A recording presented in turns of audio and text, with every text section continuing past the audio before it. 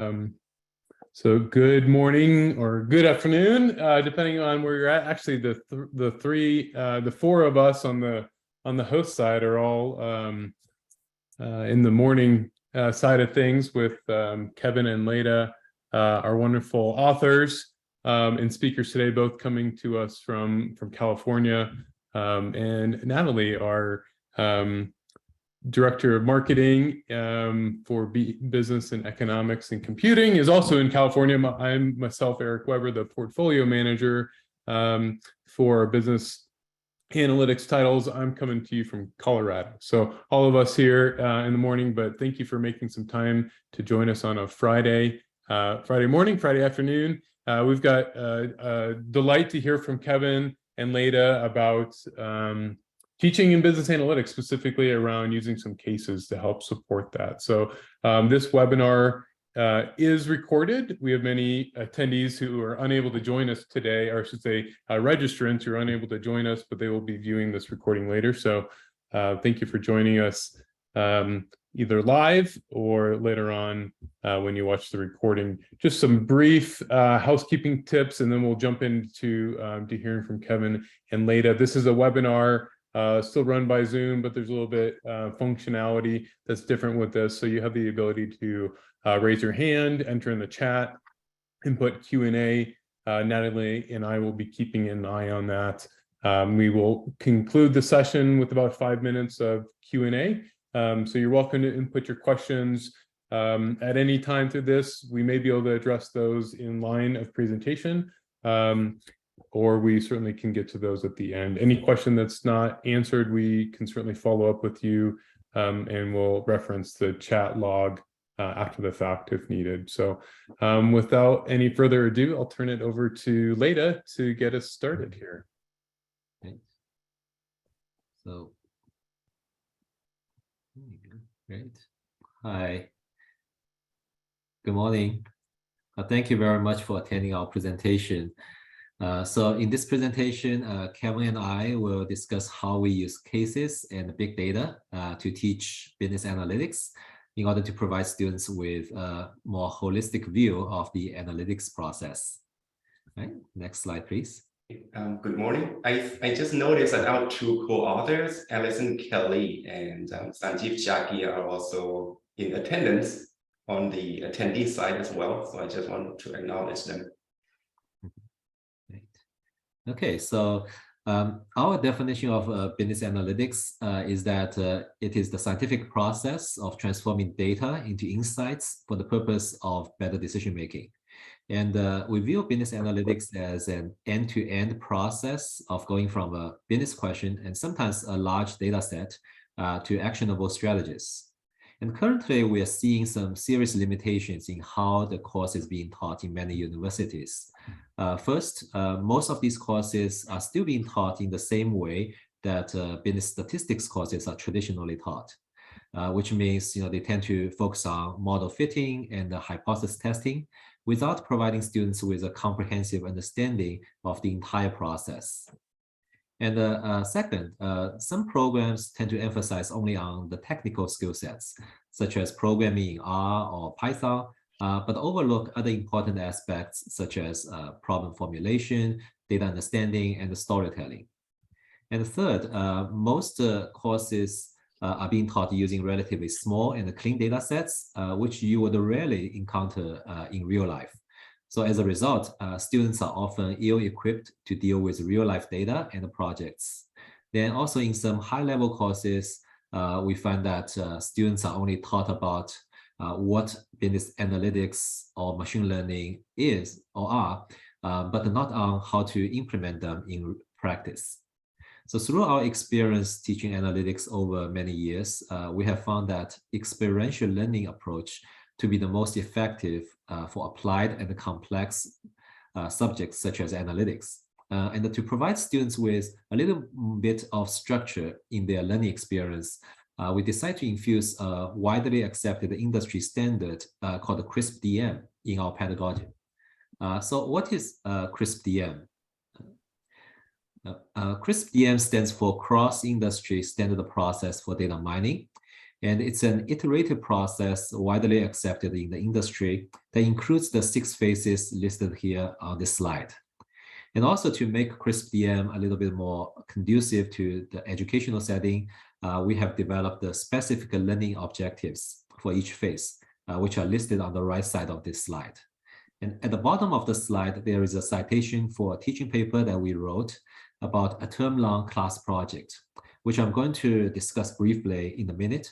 And we'll be happy to distribute this paper to anyone who is interested in viewing it.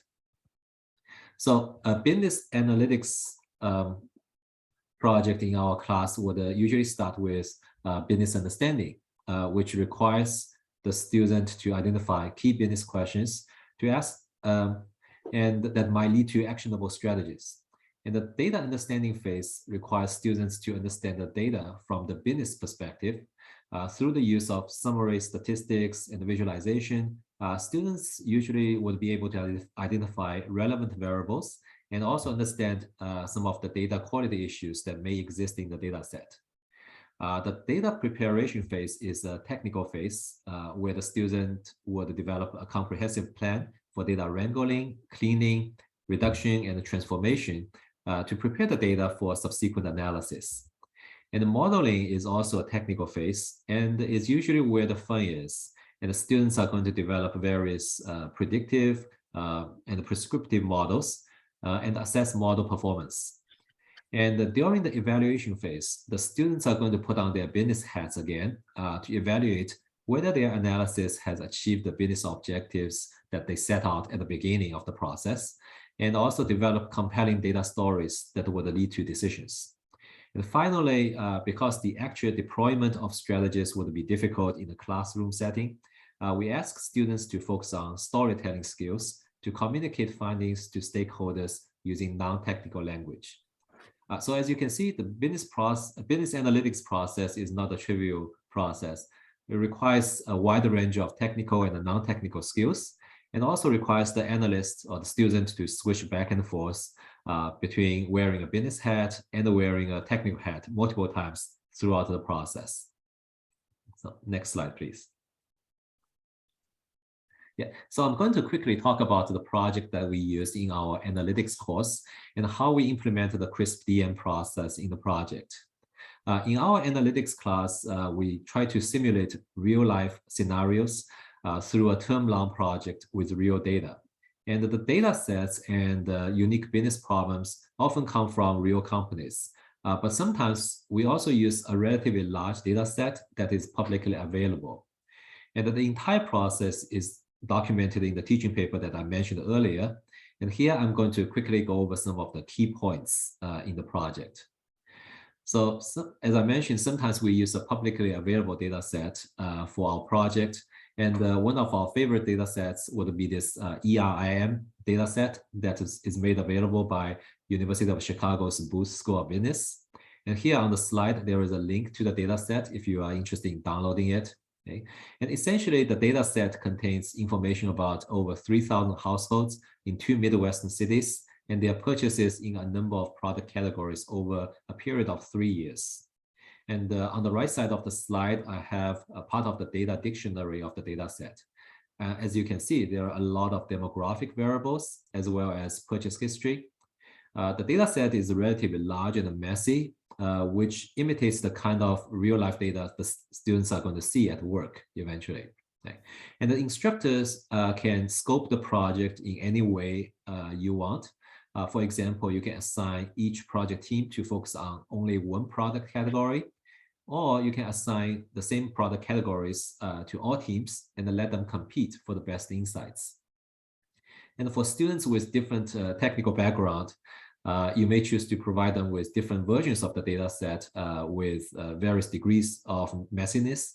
For example, for our MBA students, we have a relatively clean version of the data that we use for those students.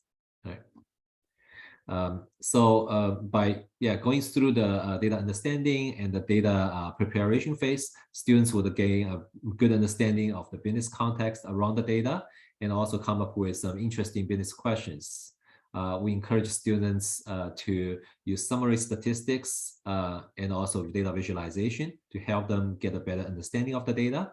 And also we ask them to come up with a comprehensive data wrangling plan so that they can transform and enrich the data in a way that can generate more insights.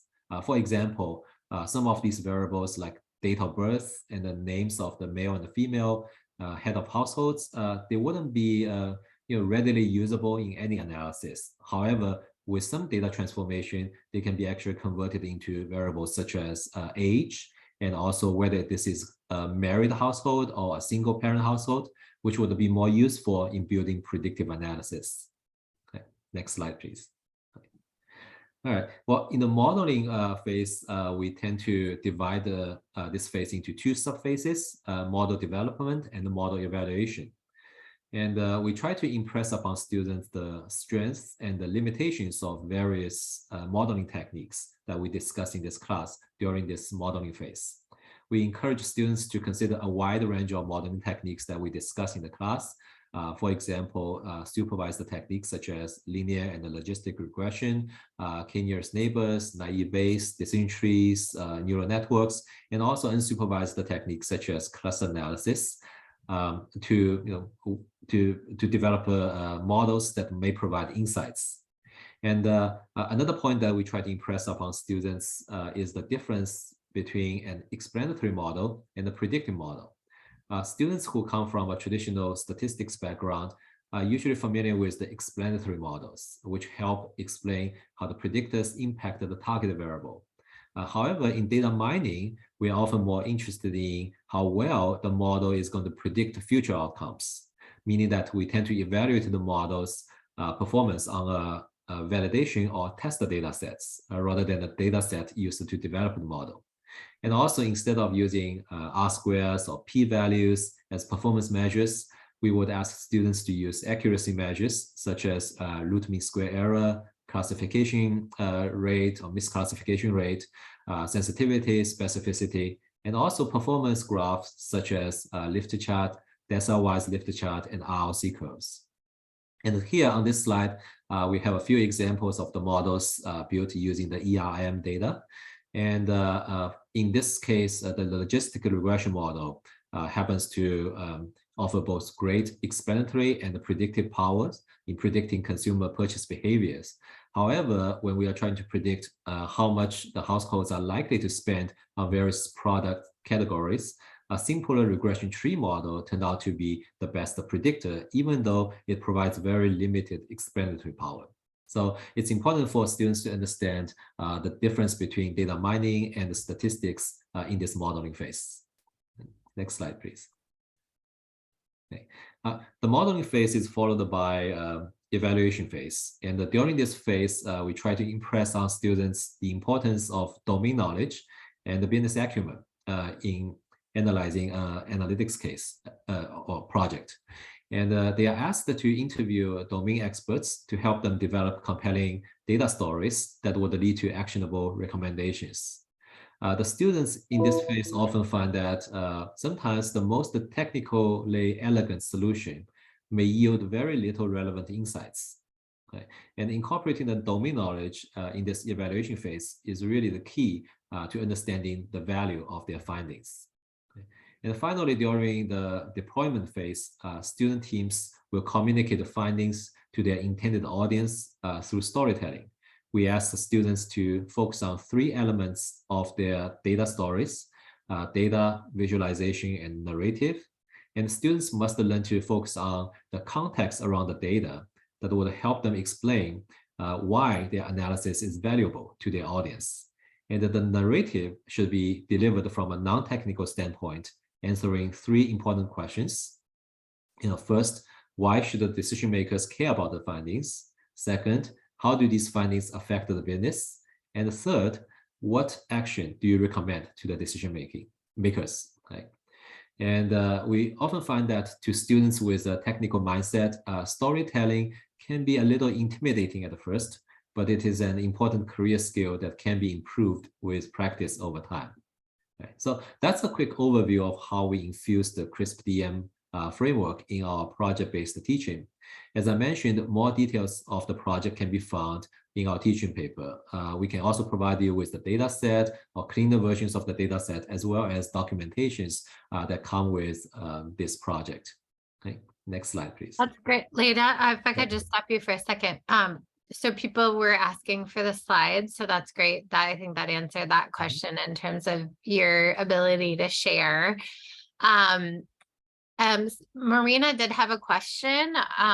How do they do the evaluation phase? I'm sorry, do you bring outside reviewers, domain experts? Do students reach out? How does that work? Yeah, that's a great question. Yeah, as I mentioned, in a lot of our classes, we actually bring real business cases, and we do bring domain experts, and they set up office hours with domain experts and ask to talk about the value of their findings. But for a publicly available data set, sometimes we ask them to go out and interview retail experts, and sometimes if they cannot find anybody, they can go interview marketing professors or just come and interview us to provide them with some domain expertise.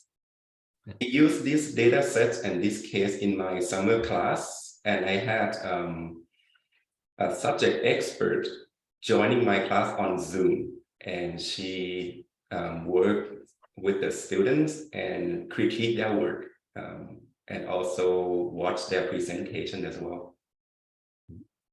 Awesome. Thank you for that context. And for one additional piece of context, someone also wanted to know what prerequisites your students are taking for before the analytics course. That's a good question. Yeah, because we teach analytics course at several different levels. We have an analytics course for the general business student. We have analytics course for the information systems concentration students. We also teach analytics course in our Master of Science in Business Analytics program, as well as MBA Analytics Certificate program. So for different programs, there will be different prerequisites. We do tailor the course content to the different levels. So the prerequisite for this class, for example, for the information system concentration, the prerequisite is usually the database management class. But for the general business student, it's maybe a little bit business statistics and also understanding the use of Excel. That's the prerequisite we need. Yeah, it depends on the level of the student. Right. We also have professors who use our textbook and teach lower division courses, and I don't think there was a prerequisite to those courses. Mm-hmm. Yeah, and also we do have professors outside the business school who are using this book. So yeah, it's sometimes teaching a GE class, which doesn't really have any prerequisite. Another question from our Q&A that I do think is appropriate here, though it's kind of lengthy, is from Maho, which I know Maho, good to see you. I'm not sure, Kevin or Leida, if you're able to pull up the Q&A, but that might be worth. I'm not sure if it's best to be addressed now or towards the end, but it's a detailed question about striking the balance between skills, hard skills and soft skills.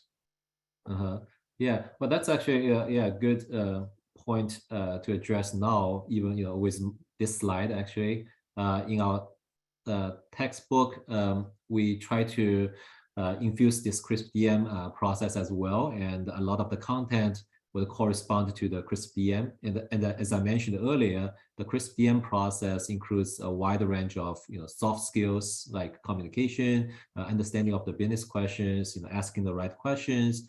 And also technical skills like modeling, data cleaning, data preparation. Right. So as you can see in our book, we have a lot of content that correspond to all these different elements. For example, the introductory chapter and the introductory case and big data case that come with each chapter will present real-world business problems and help students understand how to formulate analytics questions that would lead to actionable strategies. And then we have 3 chapters dedicated to data wrangling and data understanding, right? And data wrangling, in our view, is really one of the most important skills that any analyst should have. But it's a skill that's often overlooked by a lot of the other analytics books out there that we have looked at. And then for modeling, which is the technical skill, we have 12 chapters that are dedicated to that, focusing on various predictive and prescriptive analytics techniques. Right? And among them, we have 4 chapters that focus on data mining and machine learning techniques. Right?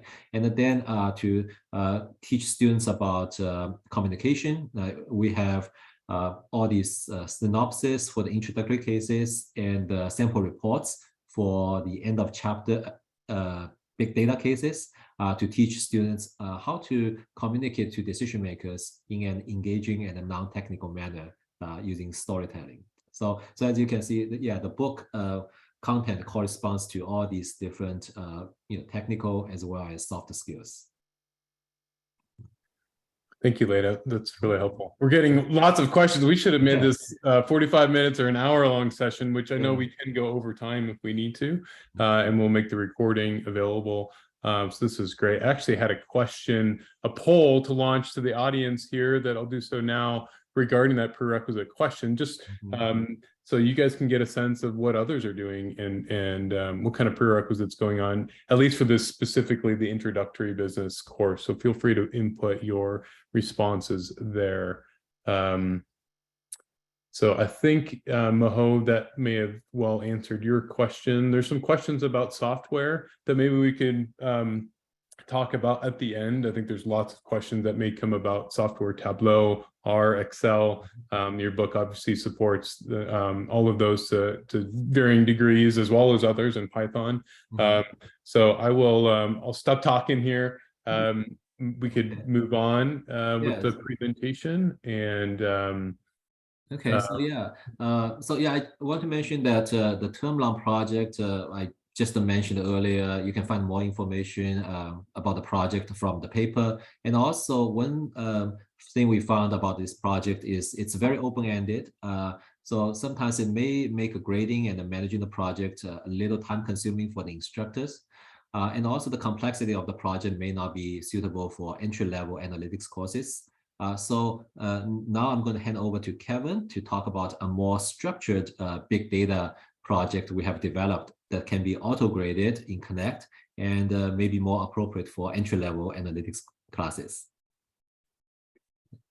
Thank you, Leida. So one of the important features in our textbook is that we provide big data sets for the instructors to use for their classes.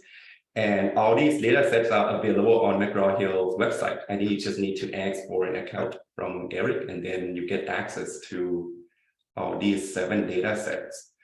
So we have a variety of data that people can use, from car accident data from the California Highway Authority to college admissions data.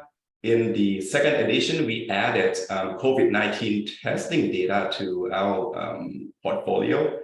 And we have house prices from about 50 or 55 cities across the US. We have data from the Bureau of Labor Statistics. These are longitudinal survey data. And we have sport data because we know students like watching sport and games and basketball games. So we have that as well. The last data set is on-sale reps from a high-tech company that has 2 different product lines, hardware and software. And like Leida mentioned, we've been trying to develop a running case study that spans across different chapters. So we had worked with McGraw-Hill to use this sales reps data to have this feature available to instructors.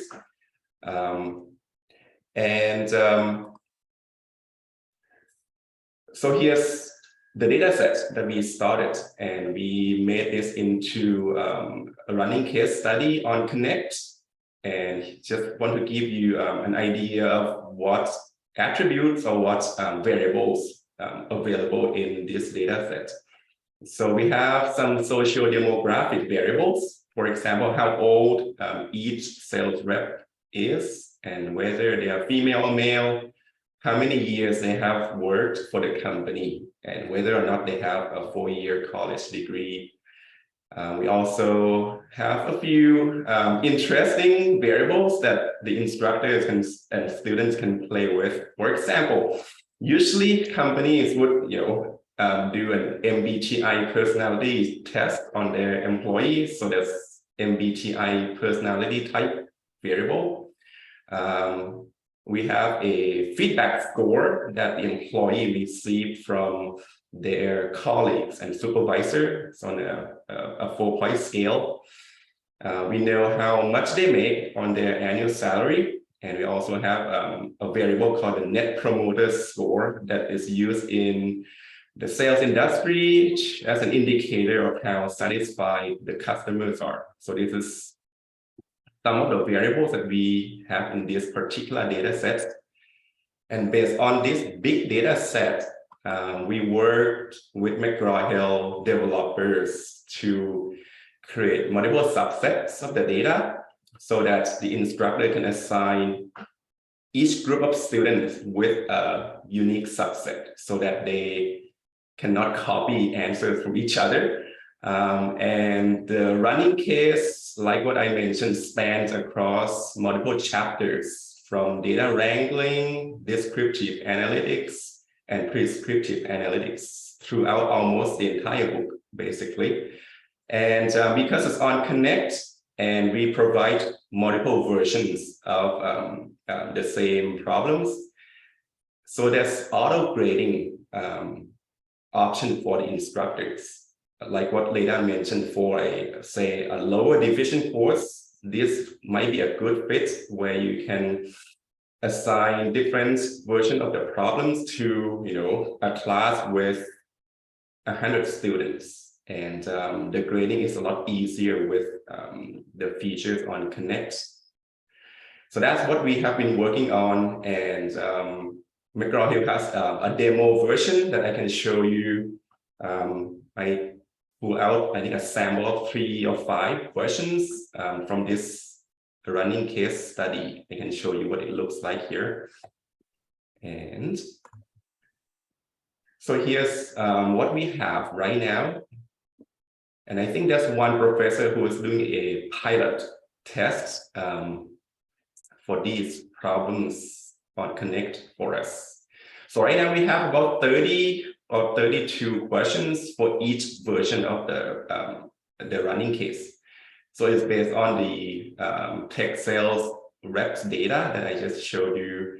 And then we start with describing the data dictionary for the students. And this particular version asks a student to create a unique subset from the data. And then we tell them how many observations they should have, so that when they start out on the project, they know that they have the correct subset of data and they don't get lost from the beginning. And here's one of the questions that we developed with McGraw-Hill. So we start with something simple with basic descriptive statistics. The average score, average age of the sales reps. We also include some questions from chapter 2, data wrangling. We ask students, or we teach them how to do binning. And here's an example of a question on binning, right? And then we have questions on dummy variable and mathematical transformation. I think this is a log transformation. And as you see, there's auto grading feature in the system.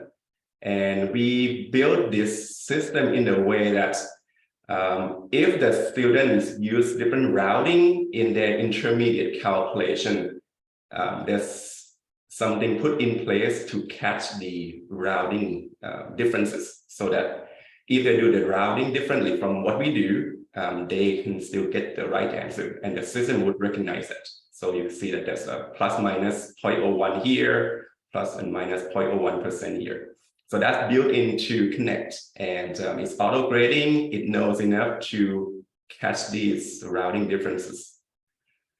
Here's another example where we pull from, I think, chapter 3 or chapter 4, where we discuss outliers, the dispersion of the data. So there's all these questions that instructors can choose and assign in their project or in their homework assignments that spans across multiple chapters.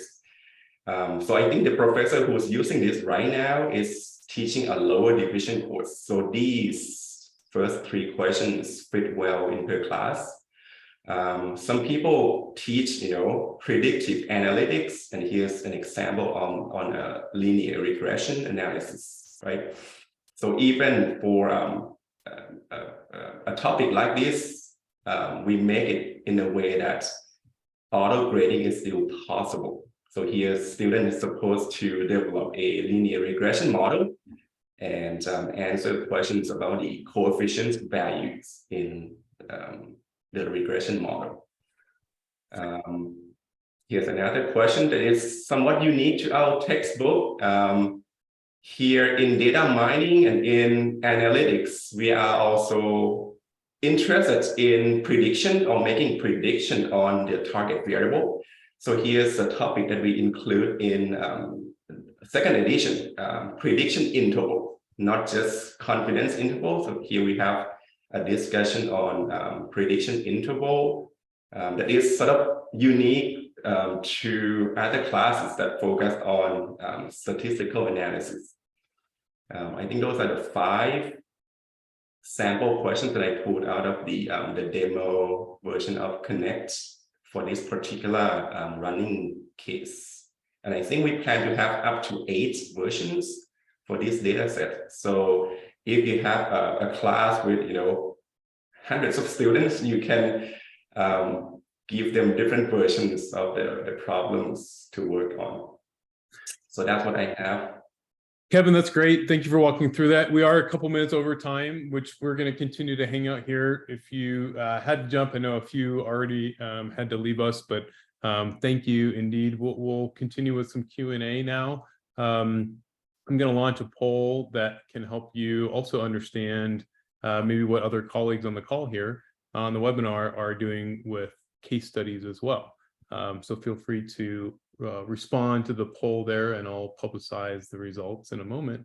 A few just reminders again, this content is live in beta form inside of Connect Now for Jagye, Kelly, Lertwachara, Chen. Business Analytics Communicated with Numbers 2nd edition. So that's live in Connect Now. So if you're currently using this product, feel free to jump into the beta. We're still working through some of the algo variations of this to make it a little bit easier to offer up the different data sets to your students. It's a little bit complicated to make sure they get the right data set for all versions of the questions that are assigned. So we're working through that, but you're welcome to assign that currently.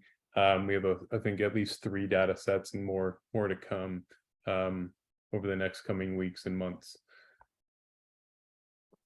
So we can continue to proceed with the Q&A. Kevin, I interrupted you though. Did you have more before that?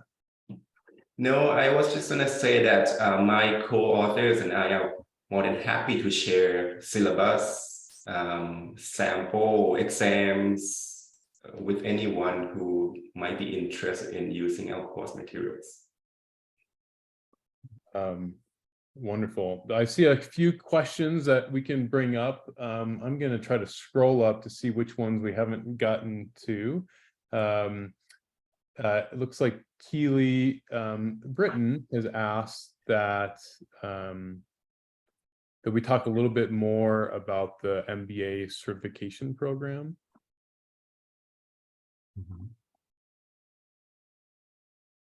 Yeah, sure. Yeah, we can talk a little bit about the certification program. In the chat, I've posted a link to our MBA's Business Analytics certification program that you can go to the website and take a look at it. Essentially, the prerequisite for the MBA Business Certification Program is a class I think taught by Sanjeev, which is the quantitative analysis class. And then the required classes in the certificate program would be the database management for business analytics, which talks about the database management and the SQL, and then also the data analytics and the mining for business class, which uses this book to talk about, that focuses on some of the data mining chapters in this book. And then the students can select one elective class from either data visualization or data ethics, and also a special topic class, which can be text mining or anything that they are interested in. So essentially, it's a 3-course with 1 prerequisite program. Wonderful. Thank you, Leida. Again, I'm going through the Q&A here. Well, Eric, someone asked where the big data case study is located. Yeah, Kevin, do you still have Connect open? We could show. Yes, so I'll share the screen one more time. So this is how you can find the content within Connect. I thought I saw a question of where do you find this course? So without the context of the question, right? Connect is our online platform. I think he corrected it to ask where that case study was. Gotcha. I might have to log on again. Hold on. And I can just, I'll verbally answer it as he's bringing this up. If you select the add question or add assignment button in the middle. Oh, there we go. Yeah. So I think you need to have a McGraw-Hill Connect account first. And once you do that, there's instructor resources. And oh, there are too many logins. You will connect. But here, there's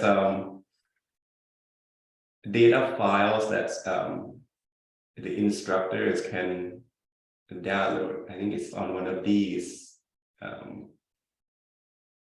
menus. So Excel data files, here we are. Yeah. So that's all the data files that we provide for the textbook, and the big data sets are at the bottom. So that's where you can find the data. And so once you have McGraw-Hill account, you can create assignments in the question bank. And from here, there's a set of Connect problems for each chapter. And this is what I went to pull the big data running case from my course. Yeah, thank you, Kevin. Another question that came up was around instructional videos. So many of the Connect problems, exercises have hint videos or guided examples. So hints are where we can surface different resources to students. Right now, many of the questions have a guided example video that walks a student through the appropriate software to find the solution for a similar problem. I actually don't give away the answer. The instructor, you have the ability to control access to that hint resource during the assignment creation process. So if you don't want your students to see that video, you certainly can remove that option. But otherwise, those videos are available again in both Excel or R. Or both, again, depends on the question and what software is being utilized. Yeah, and also I want to add that during the COVID, when we pivot to online teaching, we also recorded some video for some of the course content, for our students. So if you're interested in those, feel free to contact us. I'd be happy to share with you. And that kind of parlays off of the earlier questions we were getting on what technologies. So there were questions about, do you use Tableau? Someone mentioned they loved the new Tableau coverage that was added. Other questions around Excel and R. So do you want to just quickly kind of do a recap on what the product covers in terms of technology and what you are both utilizing? You touched on some of that, but just as a summary point. Yeah, I can speak to that. So, I mean, obviously, for a business analytics course, the best way to teach it would be, not dependent on any particular tool, but in order to illustrate a lot of those, we decide to use a couple of main tools, software tools for the book. One is Excel. So pretty much for most of the chapters, it can be taught with simply Excel.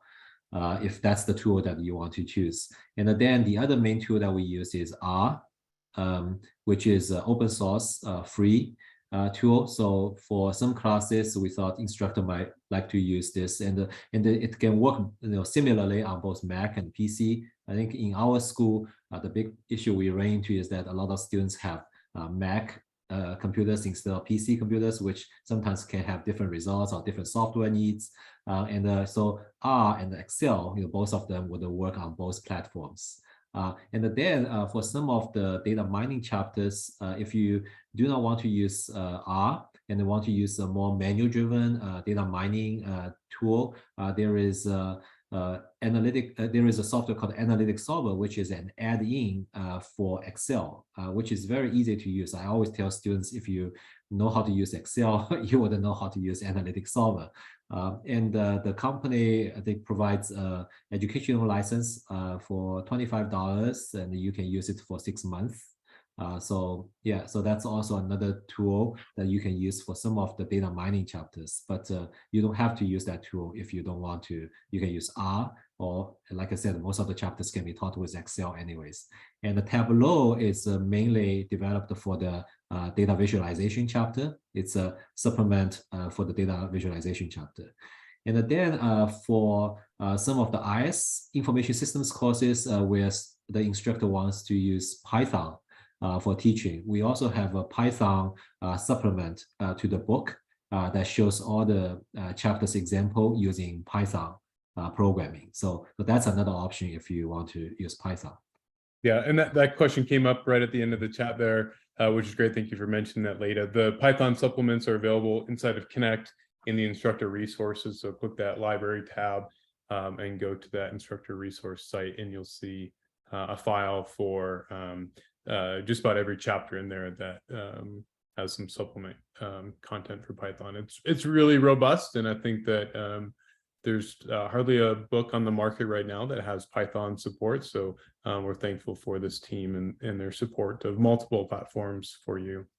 Kevin and Leida, there's another question that I know you've seen in the past, and it's from Amir about 20 minutes ago. So I apologize for making you wait. Amir, if you're still with us, please listen up here. But you asked if there's any resource focusing on business case studies, focusing on business analytics applications without discussing the technical terms to show how businesses or how companies use analytics in their businesses. Yeah, that's a great question. Yeah, actually, for the introductory chapter, we do present a lot of the examples of business analytics applications. And then Kevin and I, when we taught the class, we also have collected a list of those video cases that you can access from YouTube. We'd be happy to share, that list of video cases that you can use. And all of them do not deal with the technical issues, mostly deal with the business application issues. Right. Yeah, I'll be happy to share those with you. Yeah. Yeah. Thank you, Leida. Mm-hmm. That's great. And a question about the Tableau support by Joanne there, about the Tableau resources. So I think the data visualization chapter doesn't really require a supplement, but I could be wrong. Kevin or Leida, can you answer that question? Yes, I think Allison developed the Tableau supplement section for the visualization topic. So if the instructors wants to use Tableau, they can, but they don't have to. They can do everything in Excel. They could do everything in R. So they get to choose among one of the 3 software applications, or you can cover them all if they want to. Gotcha. So it's all within the chapter text, and there's no need for an additional resource. I think Allison Kelly. Yep. Thank you, Allison. It's right in the appendix there from chapter 4. So Joanne, it looks like you should have all the resources you need just from the textbook. That's great. I don't know that I see any other questions. I apologize if we did miss them. We're going to record this chat, make sure we get back to anybody who may have missed the question. So thank you so much, Kevin and Leida. This is wonderful. By webinar participation and chat, we can tell that this is a very popular product. So Allison Kelly, Sandeep Jagia, I know you're both on the call as well. Thank you to the 4 of you for really serving the market in such a wonderful way. It's been very well received and continues to be very popular. And your thought leadership is valuable, just as the textbook is. So again, thank you, everybody. We'll follow up with the resources, recordings, etc., to those who have registered and are attending here. So thank you again, and wish you a wonderful Friday afternoon. Thank you, everyone.